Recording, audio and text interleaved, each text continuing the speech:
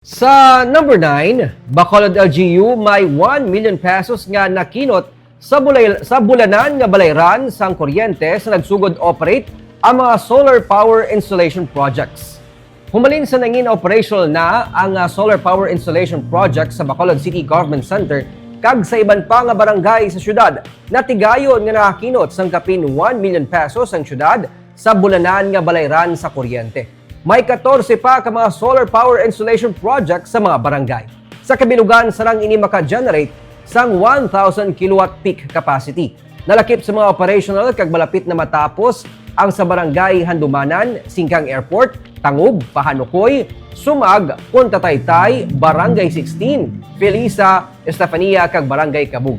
May kapin 100 million pesos nga pondo ang ginpain gikan sa loan agreement para sa solar power installation project kabahin sang tikang para mababasko ang kampanya angot sa power conservation kag environmental protection gamit ang renewable energy.